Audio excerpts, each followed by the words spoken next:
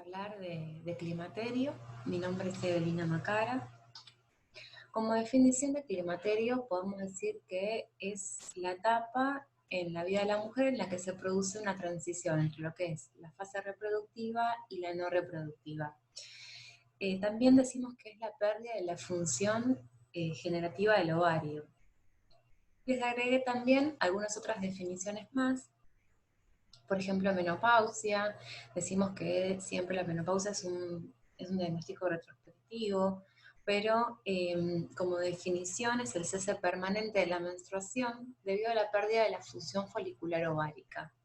Y esto está indicando el final de la capacidad reproductiva. Acá en Argentina la edad promedio de la menopausia son los 51 años. Otras definiciones es menopausia precoz o falla ovárica precoz, llamada actualmente, que es cuando ocurre este cese de la menstruación antes de los 40 años. Después tenemos la menopausia temprana, que es cuando el cese de la menstruación se encuentra entre los 40 y los 45 años, y la menopausia tardía, que es cuando este cese se encuentra luego de los 55 años. Decimos que el climaterio tiene como diferentes etapas. Tiene una etapa que es perimenopausia, una etapa de menopausia y una etapa posmenopáusica. Por eso, acá en este cuadrito lo que podamos ver, la relación de los diferentes periodos en el tiempo, y es que el climaterio está rodeando, o sea, el climaterio como definición, está rodeando la transición a la menopausia, la perimenopausia y la posmenopausia también. Acá tenemos un gráfico, esos son, es el Stroke. En julio del 2001, un grupo de expertos propone este sistema de estadificación con la disminución de la actividad ovárica, que incluye las características del ciclo menstrual y los niveles de FSH en cada etapa. Y también esta estratificación estaría clasificando lo que es la terminología de etapa reproductiva, la terminología de transición menopáusica y la terminología en cuanto a lo que es la posmenopausia. En cada una en general hay diferentes etapas, entre temprana y tardía, y habla acerca de cuál es el ciclo, cuánto dura, cada cuántos intervalos tiene la paciente el ciclo, y cuáles son los niveles de FSH, y sabemos que ya en la etapa reproductiva tardía el FSH comienza a elevarse para continuar elevada hasta en la posmenopausia.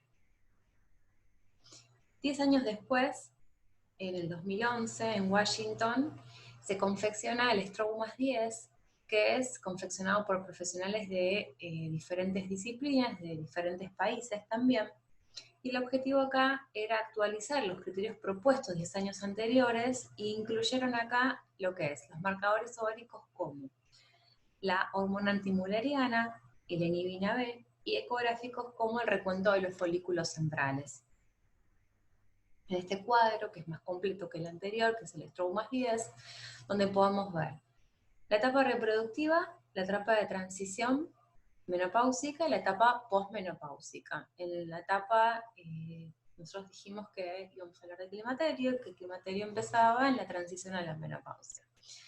Que tenemos acá la transición a la menopausia, una transición temprana y una transición tardía. Eso ya incluye lo que es la perimenopausia, y tenemos que los ciclos pueden tener una duración variable, en principio, dice más de 7 días de lo normal, o intervalos de amenorrea en lo que es la transición tardía. Siempre que la paciente comienza con irregularidades menstruales, en cuanto en general empieza con ciclos cortos, que después se van alargando y llevando a tener intervalos de más de 60 días, sabemos que la paciente está en una etapa de transición tardía, y que en cuánto le puede durar esto, le decimos aproximadamente por lo que está descrito, que como tienen ahí, que es de 1 a 3 años, ¿sí? ¿Qué pasa con la FSH? Dijimos que la FSH empezaba ya a aumentar en la etapa reproductiva tardía, pero sabemos que realmente aumenta en la transición temprana, más en la transición tardía. Y ahí tenemos valores, ¿sí? Paciente que está menstruando con irregularidades, intervalos de menstruación de más de 60 días, si nosotros medimos FSH vamos a tener un valor de más de 25, ¿sí? Ya acá agregaba la antimuleriana, que sabemos que desciende, la inhibina B y el conteo de los folículos centrales, que también es bajo. En cuanto a lo que sería la posmenopausia, tenemos una posmenopausia temprana y una posmenopausia tardía.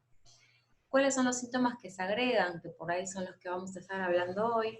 Los síntomas vasomotores se agregan en la fase de transición tardía y tiene mayor probabilidad de síntomas vasomotores cuando ya está en su posmenopausia temprana. Para los que no saben, la hormona antimuleriana, como la inhibina B, son hormonas producidas por los folículos. En cuanto los folículos están en descenso, estas hormonas están en descenso también. Se pueden medir en cualquier etapa del ciclo, porque esto es antes de cualquier desarrollo, por eso es que no hay que hacerlo en ningún momento específico. Y sí, el conteo de los folículos centrales debemos hacerlo entre el segundo y el quinto día del ciclo por ecografía. Se miden cuántos folículos están proliferando, ¿sí? Sabemos que hay un reclutamiento folicular todos los meses en el ovario, que de todos los folículos que están creciendo, solamente uno es el que va a ovular.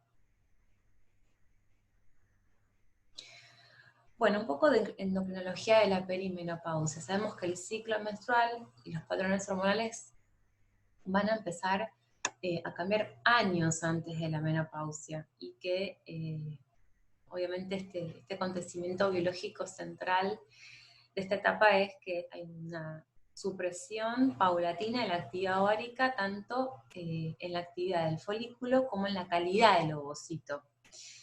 Y acá lo que se genera es un periodo de baja fertilidad. Un periodo de baja fertilidad por la no ovulación mantenida y la mala calidad ovocitaria.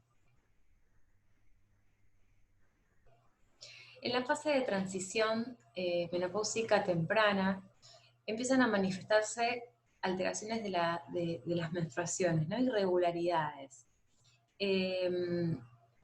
Pueden detectarse también anteriores, dijimos que en la etapa reproductiva también podía llegar a haber disminución de lo que es la inhibina B y la hormona antimuleriana con aumento de la FSH, pero que iba a ser más característico en esta etapa. Los niveles de estradiol en general se mantienen normales, incluso muchas veces están elevados en la etapa de transición menopáusica temprana. ¿Por qué? Porque hay un aumento de la actividad de la aromatasa y los de progesterona también están disminuidos. En la fase tardía de transición menopáusica es cuando aumenta la irregularidad menstrual, hay más fluctuaciones séricas de la FSH, la inhibina B y el estradiol, por lo cual hay una única determinación de estas hormonas. En realidad podría confundir con que son valores normales porque es muy fluctuante. Uno a veces tiene que tomar más de una medida. Y que el agotamiento de los folículos ováricos se deja de producir el estradiol, aunque también se siguen sintetizando los andrógenos por el estímulo constante que produce la LH. Bueno, ¿cuáles serían las fuentes de estrógenos en la posmenopausia? Sabemos que el ovario, dijimos que cesaba, dejaba de producir, entonces no producía más estrógenos, pero sabemos que en la posmenopausia hay una fuente y es una aromatización extragonadal. Tenemos esta aromatización extragonadal, es del tejido adiposo, de piel, de hígado y de cerebro. Hay una conversión periférica que involucra la conversión de la androstenediona a estrona. Lo que vemos es que en las pacientes obesas la tasa de conversión y la concentración más alta es mucho más alta que en las pacientes delgadas. Por eso, en las pacientes con obesidad vemos que hay mayor probabilidad de desarrollar hiperplasias de endometrio y cáncer de endometrio.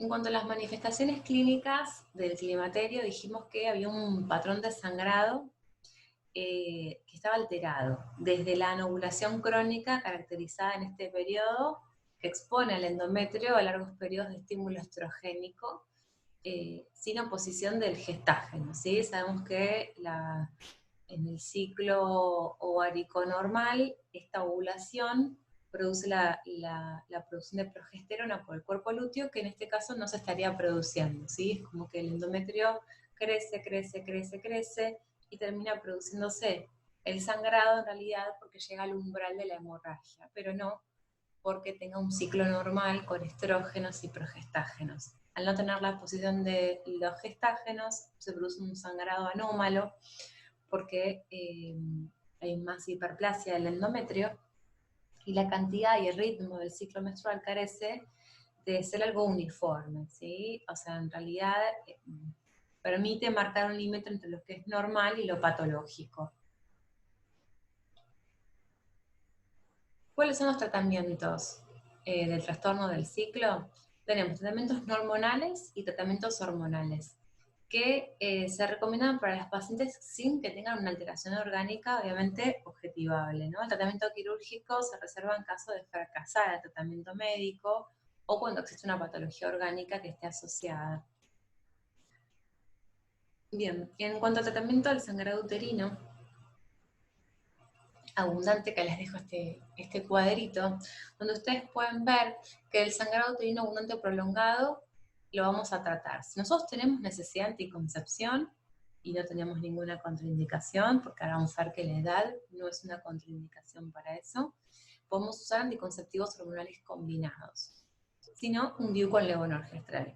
Si la paciente no tiene necesidad de anticoncepción, podemos hacer un tratamiento médico no hormonal, y en este caso tenemos los antiofibrinolíticos como el ácido tranexánico, que la medicación reconocida es el Arotram. El antifibrinolítico actúa sobre la coagulación disminuyendo el volumen y muchas veces el sangrado directamente. Y el tratamiento médico no hormonal también incluye los AINES como el ácido mefenámico, que también actúan a nivel de lo que es la coagulación. En las pacientes sin necesidad de anticoncepción, con tratamiento médico hormonal podemos usar progesterona micronizada, compensar esa segunda etapa del ciclo con progesterona o gestágenos sintéticos, y directamente en las pacientes que por alguna causa orgánica tenemos que hacer un tratamiento quirúrgico, tenemos como alternativas la ablación del endometrio o la histerectomía directamente. Bien, en cuanto a la sintomatología vasomotora, sabemos que, aunque afecta a la mayoría de las mujeres, en realidad solo en un 20% va a tener un modo significativo que va a repercutir en la calidad de vida. Asociado al sofoco y a la disminución hormonal que hay a la disfunción hormonal que hay en la perimenopausia, tenemos otros síntomas que pueden ser psicológicos, trastornos del sueño, irritabilidad, síndrome premenstrual, alteraciones del estado de ánimo, cambios de la piel, alteraciones musculoesqueléticas, trastornos del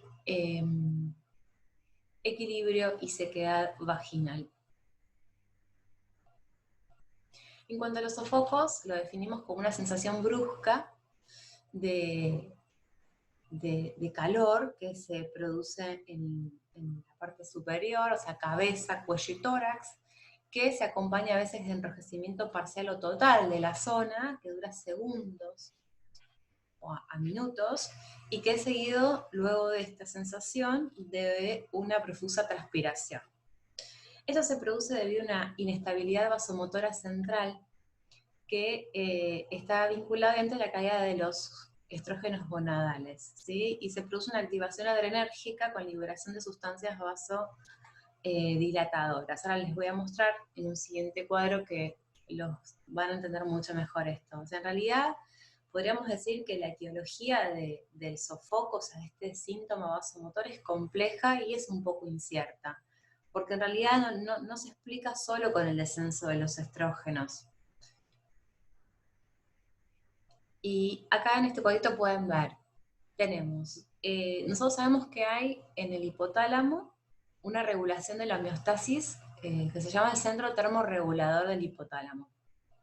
Eso está regulado por una secreción de serotonina y norepinefrina.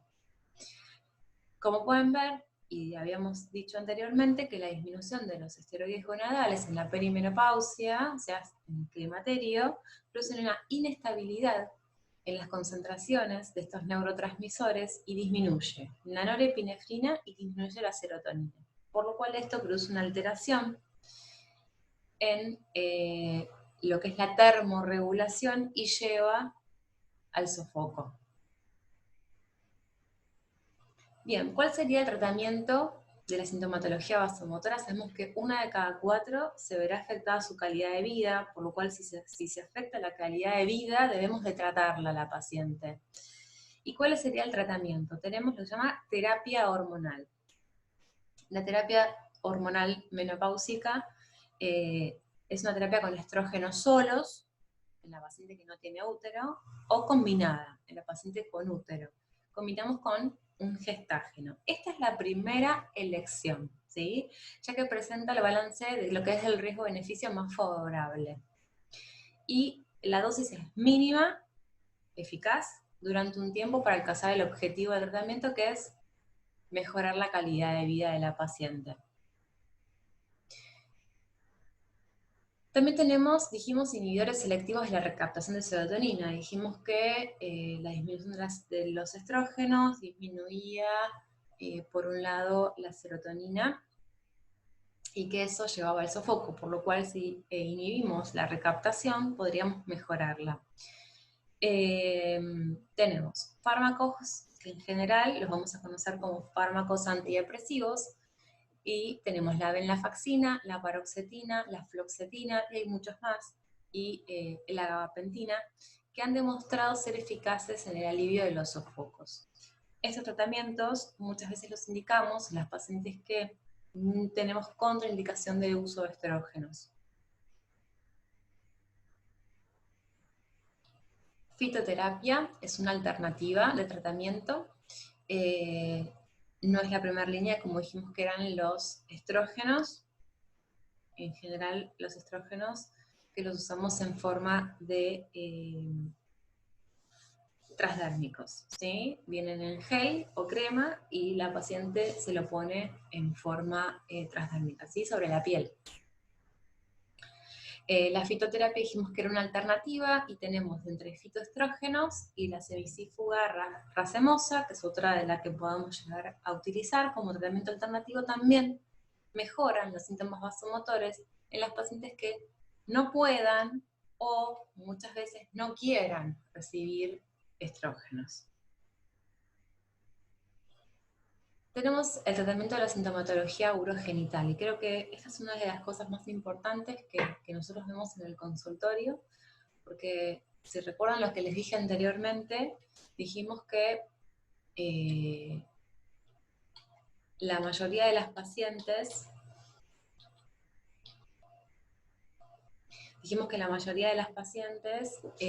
iban a tener síntomas que muchas veces son leves, pero 1 de cada 4 iba a tener síntomas vasomotores que iban a alterar su calidad de vida, por lo cual la íbamos a tratar. Y le hablamos de tratamiento de primera línea y tratamiento alternativo. Pero nos encontramos con algo que es la sintomatología urogenital, que en general la vemos en más del 90% de las pacientes, y la vemos mucho más en lo que es la posmenopausia tardía. Es necesario identificar primero el problema y evaluar la presencia de los signos y síntomas, esto de en realidad interrogar a la paciente si tiene síntomas de atrofia vaginal, o si tiene alguna alteración en lo que es la esfera sexual y la calidad de vida. Consideramos de primer elección los hidratantes vaginales o liposomas, que actúan en realidad como un sistema de bioadhesivo, y tenemos lo que sería el hidrogel en óvulos o en crema. Acá decimos que puede aplicarse entre 2 y 3 veces por semana. En realidad esto es como que no tiene algo tan estricto, pero en general usamos tratamientos más intensivos de comienzo y después los espaciamos para hacer un tratamiento más de continuidad, de seguimiento. Otra cosa que tenemos para asociarlo y mejorar la actividad sexual son los lubricantes vaginales, que dan alivio a la sequedad y a la irritación vaginal a corto plazo, y hacen que la actividad sexual sea más confortable, disminuyendo lo que sería la fricción tisular, ¿sí? Justamente por la sequedad. Y otra de las cosas que tenemos, que les puse acá, son los estrógenos, o sea, la terapia hormonal, pero con estrógenos tópicos, ¿sí? Esto sería en forma de crema, como pueden ver en la foto, o los que son cápsulas vaginales. Estos estrógenos tópicos lo que hacen es restablecer el pH de la vagina, entonces restituyen lo que es la microbiota habitual de los lactobacillus, aumenta el trasudado vaginal y de esa forma previene la recurrencia de infecciones urinarias. O sea que en realidad este tratamiento hormonal con un estrógeno tópico que no tiene absorción sistémica, que puede ser en crema o, como les decía, en cápsulas vaginales, se usa para la sintomatología de la atrofia genitourinaria. ¿Por qué genitourinaria? Porque muchas veces decimos que el comprimido vaginal lo usamos para todo lo que tenga que ver con la vagina, y la crema la ponemos, le indicamos a la paciente que se la coloque en la vulva, en los labios, en la horquilla vaginal, alrededor del clítoris y la uretra, para prevenir cualquier tipo de infección urinaria e infecciones vaginales.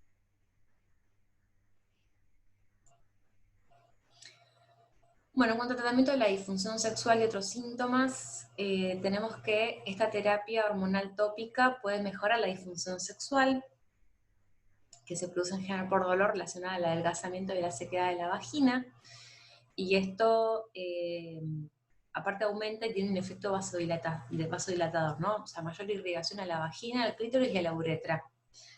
Hoy, esto es lo que resulta muy beneficioso para lo que es la función sexual. Y también, si tenemos un síndrome premenstrual durante lo que es la perimenopausia, lo que se propone son las medidas premenopáusicas anticonceptivos orales que contengan drospirenona, entre lo que, con la combinación de 24+4. Pocos días de placebo. Bien, después tenemos que hay disfunciones sexuales, que también las tratamos desde el punto de vista psicológico, con alteraciones del estado de ánimo. Nosotros dijimos que podíamos usar inhibidores de los selectivos de los receptores de serotonina, y nombramos algunos. Y también la terapia hormonal ha demostrado ser eficaz en el retraso del envejecimiento cutáneo. Como les decía, relacionado con lo que es la pérdida del colágeno y la disminución del ácido hialurónico. También lo mejoran. Bien, en cuanto a lo que es el deseo de la gestación, en lo que es la perimenopausia, la fertilidad sabemos que empieza a disminuir a partir de los 35 años, y que este descenso de la reserva ovárica se suma no solamente que dijimos que había un descenso, sino que había peor calidad ovocitaria, por lo cual con mayor riesgo de tener aneuploidías. Eso hace que aumente el riesgo de tener abortos espontáneos, y que decimos que cerca de los 35 años este riesgo es del 50%, pero a medida que van aumentando los años, por ejemplo a los 38 años, el riesgo de abortos espontáneos es del 70% o más. Y de tener fetos con cromosomopatías, la más frecuente, dijimos que justamente estas aneuploidías eran por la calidad ovocitaria, y el más frecuente es el síndrome de Down. Por eso, la edad en sí es el factor, dijimos, que más influye en la tasa de los embarazos espontáneos y en los resultados obtenidos en los tratamientos de fertilidad. Sabemos que hoy, obviamente, las técnicas de reproducción asistida son muy avanzadas, y hay una relativa tendencia en las pacientes de mayor edad a lo que es la ovodonación.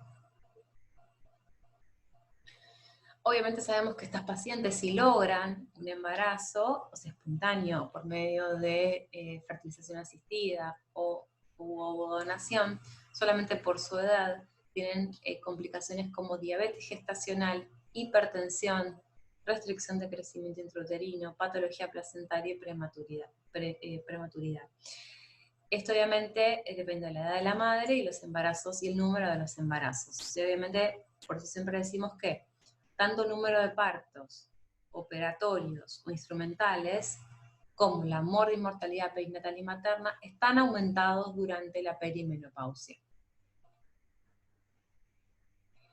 En cuanto a la anticoncepción en la perimenopausia, bueno, ya si se acuerdan de cuando hablamos de anticoncepción, decimos que aunque la edad sea el factor pronóstico más determinante de la capacidad fértil de una mujer, en este periodo se le suma que existe un riesgo de embarazo, aunque lo más probable es que ese embarazo muchas veces termine en un aborto, porque dijimos que hay una disminución no solamente de la cantidad, sino de la calidad de los ovocitos. ¿Cuál sería el método anticonceptivo que uno le recomendaría a una paciente en la perimenopausia? Siempre decimos que todos los anticonceptivos son buenos y que el mejor es el que se adapta a la paciente, pero de toda esta variedad de métodos anticonceptivos que ustedes ya saben, porque ya los vimos, tenemos que tener en cuenta los que son los criterios de la OMS para poder recomendarlos. Y sabemos que si la mujer es sana, no fumadora, la edad no va a constituir un obstáculo para el empleo de los métodos hormonales. Y aparte le va a dar regularidad al ciclo menstrual, que dijimos que ya en la fase de transición, tanto temprana como tardía, se estaba alterando, primero en ciclos cortos y después en ciclos largos, y va a proporcionar la regularidad, le dan eficacia anticonceptiva, y tenemos todo lo que son los beneficios no anticonceptivos de los métodos hormonales. Y tenemos, por ejemplo, acá, según la OMS, acuérdense que la categoría 1 y 2 era que lo podíamos dar sin problema, 3 y 4 era que no lo podíamos dar. Ahí tenemos que, si la paciente es sana y no fuma, por la edad yo le puedo dar cualquier método anticonceptivo combinado, entre orales, parches, anillo vaginal, inyectable, no tengo ninguna contraindicación. Si la paciente se indica con gestágenos solos, o sea, progestágenos solos, siempre sabemos que los progestágenos solos tienen como ese efecto adverso, que es la alteración del patrón del sangrado, pero es un método obviamente reversible de larga duración. Tenemos el DIU con levonorgestrel que está indicado cuando el sangrado menstrual es abundante. Lo vimos en el cuadro de alteraciones en lo que es el sangrado uterino anormal, tratamiento hormonal en las pacientes. Solo gestágenos tenemos vía oral, inyectable o implante. En más de 45 años lo podemos indicar porque la edad no es una restricción. ¿Y cuándo interrumpimos la anticoncepción? Es una de las cosas que siempre nos preguntan las pacientes. ¿Cuándo es que lo vamos hasta cuándo van a tomar o van a tener un método anticonceptivo? Decimos que después de 1 año de la menorrea si tiene más de 50 y 2 años si la mujer tiene menos de 50 años. Y en mujeres que tienen más de 50, que estén en la menorrea, y deseen interrumpir el método con solo gestágenos, puede evaluarse los niveles de FSH, que igual no son del todo confiables, pero podemos pedírselos. Sabemos que en etapa de transición tardía tenía un valor de más de 25, por el criterio del Stroh más 10, que en general, para las definiciones, es más de 39-40, de FSH nosotros lo consideramos paciente en menopausia. Pues siempre decimos que eso puede ser un valor variable y con uno solo no nos termina de alcanzar. Y las mujeres portadoras de DIU con levonorgestrel a la edad de 45 más pueden usar este DIU por 7 años. Y si está en amenorrea, hasta la menopausia. Por lo cual, después nosotros retiraríamos el dispositivo. Bien, acá, ¿cuál sería la recomendación de la OMS para el método anticonceptivo? Y esto es más o menos los 50 años, que 50, 51, que dijimos que era la edad promedio de la menopausia, y que en general lo que es la anticoncepción hormonal combinada no deberíamos de pasarnos de los 50 años por el impacto hepático. Igualmente tendríamos que hacer la evaluación de los niveles de FSH, que como les decíamos, a veces no son del todo confiables, ni siquiera midiéndolos en los días que está ausente la píldora. Por ejemplo, si tomo un plan de 21+7 o 24+4, lo hacemos en general en los últimos días, en la última pastilla de placebo. Algo muy importante son los hábitos saludables en la perimenopausia que tenemos que recomendar. El estilo de vida saludable se centra en la práctica del ejercicio físico, acompañamiento de una dieta adecuada, en el logro del peso corporal correcto, supresión y restricción de hábitos tóxicos, y las medidas de autocuidado. Es muy importante que nosotros como médicos hagamos esa educación a la paciente. Y sabemos que los cambios del estilo de vida durante esta etapa pueden tener un potente impacto sobre la morbilidad y eventual sobre la mortalidad de la paciente. Bueno, acá les dejo todas las guías que utilizamos para hacer la clase. Cualquier consulta la pueden ver.